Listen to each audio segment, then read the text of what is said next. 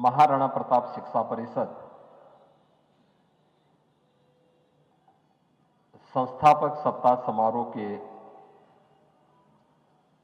आज के इस मुख्य महोत्सव में मुख्य अतिथि के रूप में उपस्थित देश के प्रख्यात समाज सुधारक और नोबेल शांति पुरस्कार से सम्मानित परम सम्माननीय श्री कैलाश सत्यार्थी जी, महाराणा प्रताप शिक्षा परिषद के अध्यक्ष पूर्व कुलपति प्रोफेसर उदय प्रताप सिंह जी,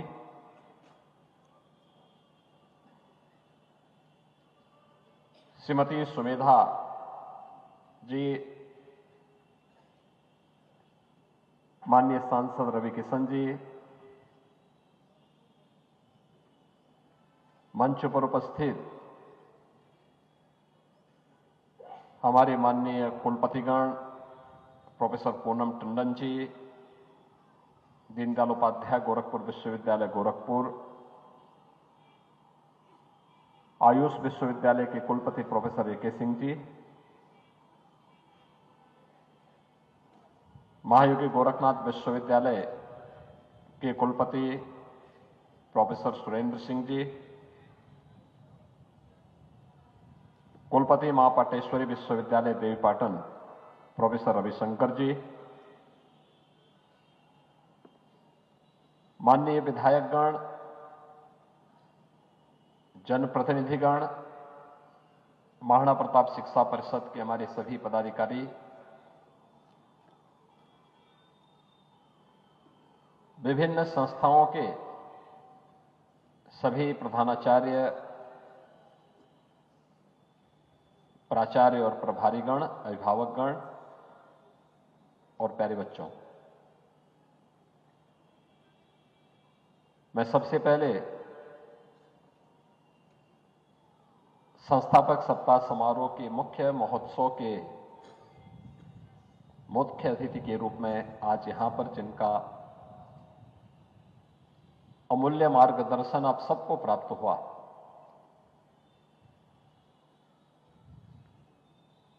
देश के प्रख्यात समाज सुधारक और नोबेल शांति पुरस्कार से सम्मानित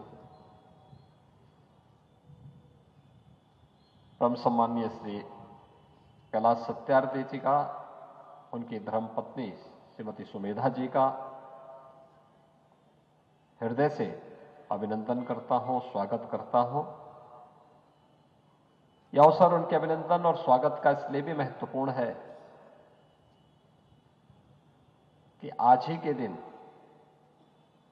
10 वर्ष पूर्व उन्हें उनकी सेवाओं के लिए दुनिया के सबसे प्रतिष्ठित पुरस्कार नोबेल पुरस्कार प्राप्त हुआ था। आज उसकी 10वीं वर्षगांठ है और 10वीं वर्षगांठ पर महाराणा प्रताप शिक्षा परिषद के इस मुख्य महोत्सव के रूप में महाराणा प्रताप शिक्षा परिषद और उसे संबद्ध शिक्षण प्रशिक्षण संस्थाओं से जुड़े हुए सभी विद्यार्थियों को, यहां के शिक्षकों को आज उनका आशीर्वाद भी और उनका मार्गदर्शन भी प्राप्त हो रहा है। साथ साथ इसी बहाने महाराणा प्रताप शिक्षा परिषद उनका अभिनंदन भी कर रही है। मैं इस अवसर पर उनका एक बार फिर से हृदय से अभिनंदन करता हूं, स्वागत करता हूं।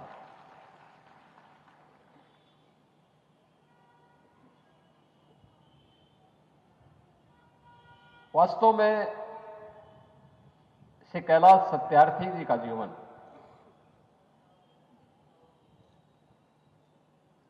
जीवन के प्रत्येक क्षेत्र में कार्य करने वाले उन तमाम लोगों के लिए एक प्रेरणा है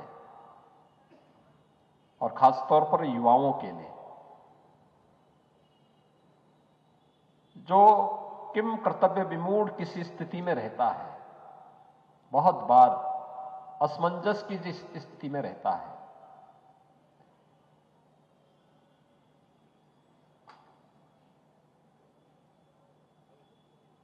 महाराणा प्रताप शिक्षा परिषद के अध्यक्ष प्रोफेसर उदय प्रताप सिंह जी ने अपने संबोधन में इस बात का उल्लेख भी किया कि जीवन में जब व्यक्ति आधी अधूरी तैयारी के साथ चलता है, बिना किसी एक्शन के वह आगे बढ़ता है, बिना किसी विजन के वह किसी लक्ष्य को प्राप्त करने की दिशा में आगे बढ़ता है, एक कंफ्यूजन की स्थिति प्राप्त होती है। लेकिन युवाओं के लिए खासतौर पर जिन लोगों के मन में कोई कंफ्यूजन है, किसी प्रकार का कोई संदेह है, उनके लिए यह अत्यंत महत्वपूर्ण है कि जीवन का उद्देश्य केवल डिग्री हासिल करके नौकरी प्राप्त करना ही नहीं, बल्कि एक विराट क्षेत्र है। पूरी ईमानदारी के साथ, पूरी निष्ठा के साथ व्यक्ति जब प्रयास करेगा तो सफलता तो अवश्य प्राप्त होगी। और यह श्री कैलाश सत्यार्थी जी ने अपने जीवन के माध्यम से लाखों लोगों के जीवन में परिवर्तन करके यह साबित किया और उनकी सेवाओं के लिए नोबेल शांति पुरस्कार और दुनिया के अन्य अनेक प्रतिष्ठित पुरस्कार उन्हें प्राप्त हुए हैं। समाज सेवा भी एक बहुत विस्तृत क्षेत्र है और अनेक लोग अलग अलग क्षेत्र में अपने आप को लगाए हुए हैं। कोई समाज सेवा में, समाज निर्माण की प्रवर्तमान कार्य के साथ जुड़ा हुआ है, कोई धार्मिक और सामाजिक चेतना के माध्यम से सदाचार और नैतिक मूल्यों के प्रति समाज को आग्रही बनाने के लिए अपना पूरा जीवन लगाया हुआ है, कोई महिलाओं के उत्थान के लिए कार्य कर रहा है, कोई बच्चों के लिए और बालकों को एक सही दिशा देने के लिए उनके शोषण मुक्त व्यवस्था और शोषण मुक्त समाज की स्थापना के लिए अपना पूरा जीवन लगाया हुआ है, कोई अन्नदाता किसानों के जीवन में परिवर्तन करने के लिए लगा हुआ है और कहीं ना कहीं जीवन के किसी एक क्षेत्र को चुनकर के व्यक्ति अपनी रुचि और अपने अनुरूप भी कोई एक क्षेत्र चुन करके उस लक्ष्य को प्राप्त करने की दिशा में आगे बढ़ सकता है। महाराणा प्रताप शिक्षा परिषद अपने संस्थापकों की भावनाओं के अनुरूप पिछले 92 वर्षों से उन मूल्यों की स्थापना के लिए, उन आदर्शों के लिए समर्पित भाव के साथ कार्य कर रही है, जिनके लिए महाराणा प्रताप शिक्षा परिषद के संस्थापकों ने अपना जीवन समर्पित किया था। याद करिए, ये कालखंड और कौन सा रहा होगा जब देश स्वतंत्र रहा होगा। गुलामी की बेड़ियां इसे जकड़ी हुई थी। बहुत सारे लोगों के मन में तब भी कंफ्यूजन रहा होगा कि हम तो एक गुलाम देश के नागरिक हैं, कैसे काम चलेगा। लेकिन तब भी महंत दिग्विजयनाथ जी महाराज ने 1932 में महाराणा प्रताप शिक्षा परिषद की स्थापना करके युवाओं के सामने एक लक्ष्य रखा कि गुलामी से की बेड़ियों से मुक्ति का माध्यम कोई और नहीं बन सकता, बल्कि उसके लिए एक आदर्श हमारे सामने होगा महाराणा प्रताप का। स्वदेश और स्वाभिमान कैसे होना चाहिए, वह महाराणा प्रताप के त्याग और बलिदान से हमें प्रेरणा प्राप्त होती है। राष्ट्रवादी शिक्षा को माध्यम बनाकर के हम राष्ट्र धर्म के प्रति अपने आप को समर्पित भाव के साथ आगे बढ़ाएंगे और फिर जो कार्य प्रारंभ हुआ वह निरंतर आज महाप्रताप शिक्षा परिषद की न केवल पदाधिकारियों के मार्गदर्शन में बल्कि विभिन्न शिक्षण, प्रशिक्षण और सेवा के प्रकल्पों के माध्यम से आगे बढ़ता हुआ पूर्वी उत्तर प्रदेश में शिक्षा के लिए, शैक्षणिक गतिविधियों को आगे बढ़ाने के लिए कार्य कर रहा है। आज यहां पर अपनी 92वीं संस्थापक सप्ताह के इस कार्यक्रम के अवसर पर जो विभिन्न प्रकार के कार्यक्रम आयोजित हुए हैं, जिनमें 800 से अधिक ऐसे विद्यार्थी जिन्होंने विभिन्न प्रतियोगिताओं में भाग लिया और कोई स्थान प्राप्त किया। प्रतिभागी तो बहुत लोग थे, लेकिन वे विद्यार्थी जिन्होंने अपने परिश्रम से, अपनी मेहनत से अपना स्थान बनाया, आज यहां पर मुख्य अतिथि के द्वारा कुछ ही देर में उनका सबका सम्मान होने वाला है। तो मैं इस अवसर पर उन सभी विद्यार्थियों को जिन्होंने कार्यक्रमों में सहभागिता की, प्रतिभागी बने, उन सबको भी बधाई देता हूं और जिन्होंने उन प्रतिस्पर्धाओं में भाग लेकर के कोई स्थान प्राप्त किया है, उन्हें विशेष रूप से बधाई देता हूं कि उन्होंने अपनी प्रतियोगिता में अपना स्थान बना करके अपने आप को साबित किया है। इसमें आप देखेंगे अलग अलग पक्ष से जुड़ी प्रतियोगिताएं हैं। सामान्य रूप से विद्यालयों के स्तर पर योग्यता छात्रवृत्ति मिलती है। योग्यता छात्रवृत्ति काफी लंबा समय होता था, तो उसे शॉर्ट करने के लिए एक व्यवस्था बनाई गई। योग्यता छात्रवृत्ति हर शिक्षण प्रशिक्षण संस्थान 11 दिसंबर को अपने अपने विद्यालयों में सभी विद्यार्थियों के सामने योग्य छात्रों को उपलब्ध करेगी। उनके नाम की घोषणा यहां हो जाएगी, वे संबंधित संस्थान अपने यहां वितरित करेंगे।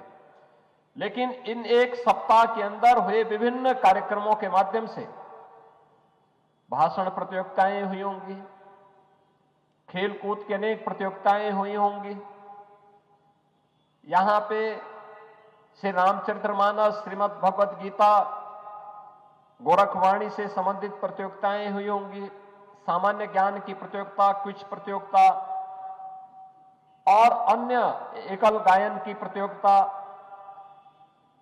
अन्य तमाम जो प्रतियोगिताएं हुई हैं, वह स्थानीय स्तर से राज्य स्तर तक की, स्थानीय स्तर से राष्ट्रीय स्तर तक के खिलाड़ियों की प्रतिभागिता के साथ वे सभी प्रतियोगिताएं संपन्न हुई हैं। और वे प्रतियोगिताएं इस बात को साबित कर ये भी दिखाती हैं कि जीवन का क्षेत्र कितना विस्तृत है। टेक्नोलॉजी भी इन प्रतियोगिताओं में उनके कार्यों को आसान की होगी। खेलकूद का एक ऐसा क्षेत्र है, इतना विस्तृत क्षेत्र है, और पिछले 10 वर्ष में खेलकूद के क्षेत्र में बहुत परिवर्तन देखने को मिला है। एक नई स्वस्थ प्रतिस्पर्धा को हमने देखने को, हम लोगों को एहसास हुआ है कि वास्तव में लोगों के मन में एक नई रुचि जागृत हुई है। और अनेक स्तर पर खेलो इंडिया खेलों के माध्यम से, फिट इंडिया मूवमेंट के माध्यम से, सांसद खेलकूद प्रतियोगिता के माध्यम से, या फिर उन तमाम कार्यक्रमों के माध्यम से जिसके प्रति प्रधानमंत्री मोदी जी लगातार आग्रही रह गए हैं। आज उनके नेतृत्व में भारत खेलकूद की गतिविधियों के साथ तेजी के साथ आगे बढ़ा है। अनेक प्रतियोगिताओं को आज युवाओं ने हाथों हाथ लिया है और खेलकूद की उन गतिविधियों में जिन विद्यार्थियों ने यहां पे भी भाग लिया है, उन्हें भी उनका पुरस्कार और उनका सम्मान आज यहां पे प्राप्त होने वाला है। भाषण प्रतियोगिताओं में भी छात्रों की भागीदारी, क्विज प्रतियोगिता में या फिर अन्य तमाम प्रतियोगिताओं में उनकी भागीदारी और उनको अपनी प्रतिभा दिखाने का एक अवसर इस साप्ताहिक कार्यक्रम के अवसर प्राप्त हुआ है, जिसमें आज मुख्य अतिथि के द्वारा आज वे सभी विद्यार्थी यहां पर सम्मानित होने वाले हैं। तो इसलिए इस साप्ताहिक कार्यक्रम के अंतर्गत जो विभिन्न प्रकार की प्रतियोगिताएं हुई हैं, जिन विद्यार्थियों ने इसमें स्थान बनाया है, अपना स्थान प्राप्त किया है, उन सबको भी मैं इस अवसर पर हृदय से बधाई देता हूं। उनके अभिभावकों का और उनके गुरुजनों का भी मैं अभिनंदन करता हूं।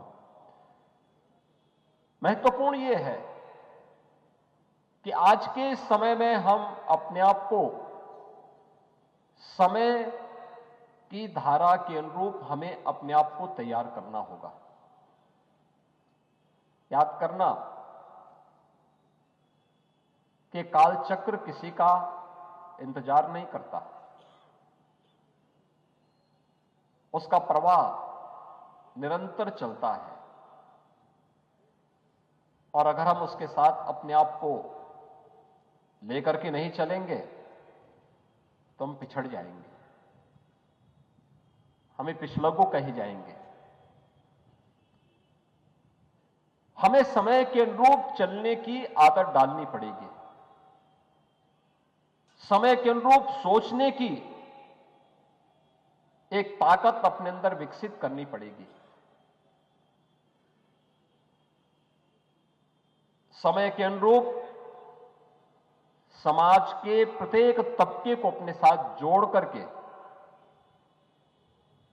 टीम भावना के साथ परिणाम पर फोकस करते हुए अपने कार्यक्रम को आगे बढ़ाना पड़ेगा।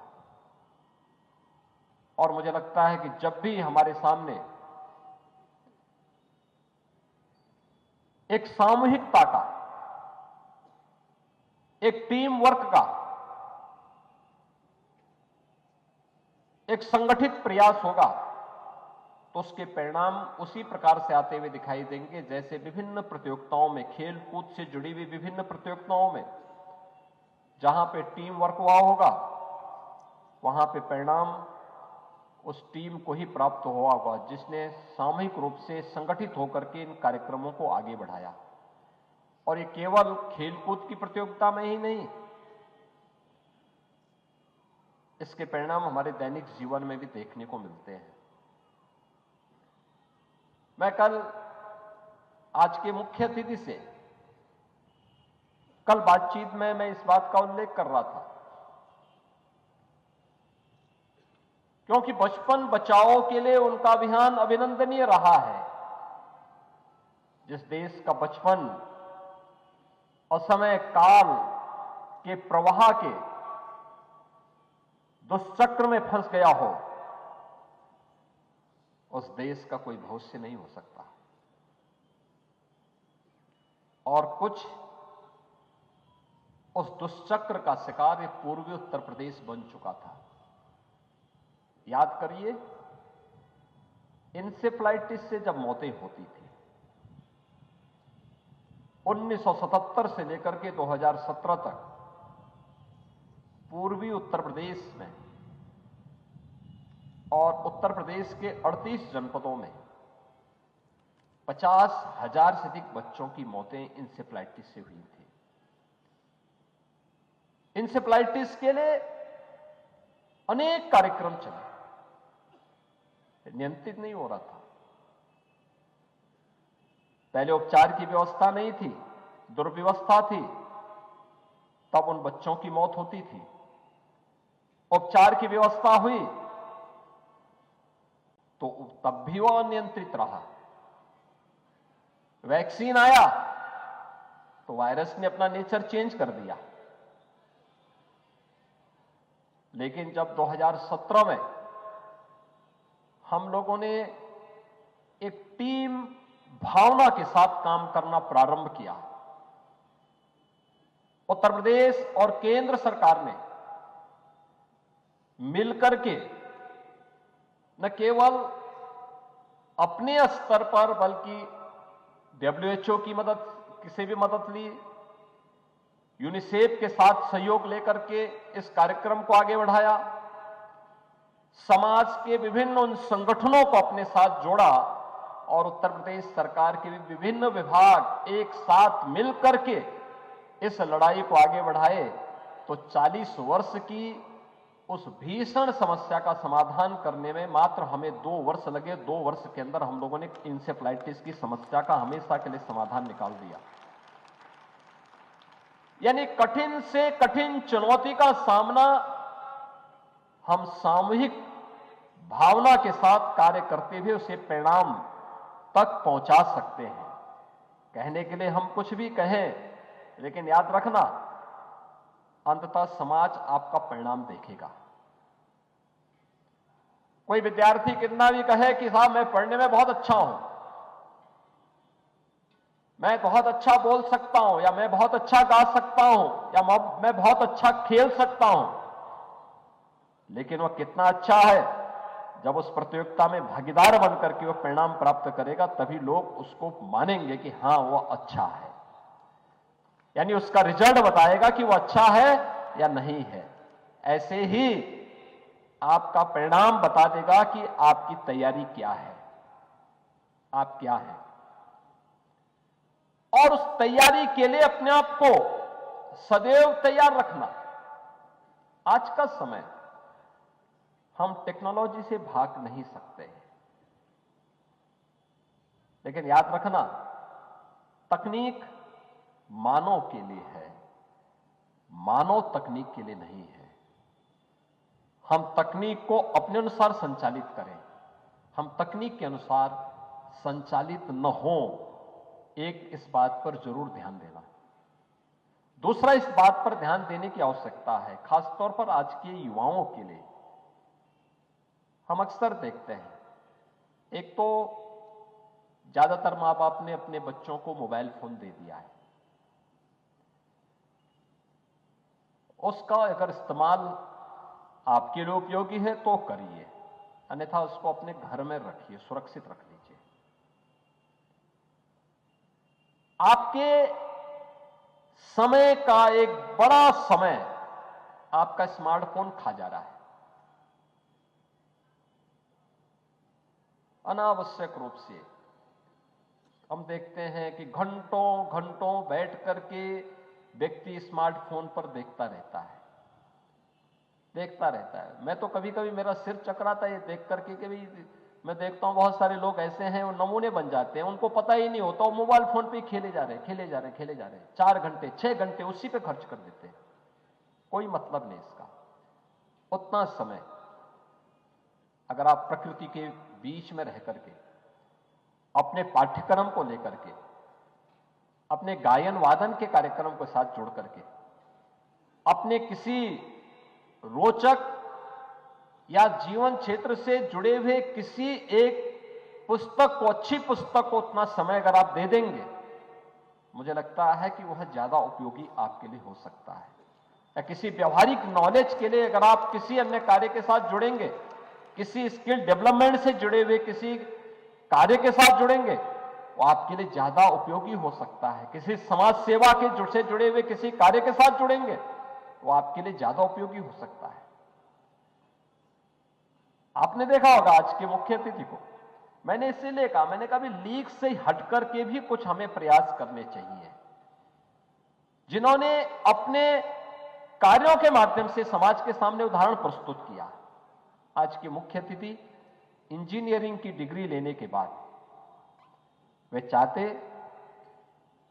सरकारी सेवा में जा सकते थे, वे चाहते किसी मल्टीनेशनल कंपनी के सीईओ के रूप में अपनी शानदार करियर को आगे बढ़ा सकते थे, लेकिन नहीं, उससे अलग हटकर के उन्होंने समाज सेवा को और समाज की उस विसंगति पर कुठाराघात करने की ठानी, जिसके कारण देश का बचपन और समय काल का ग्रास बनता जा रहा था और अंततः दुनिया ने उनकी सेवाओं की कीमत को पहचाना और दुनिया का सबसे प्रतिष्ठित पुरस्कार नोबेल का शांति पुरस्कार उन्हें प्राप्त हुआ।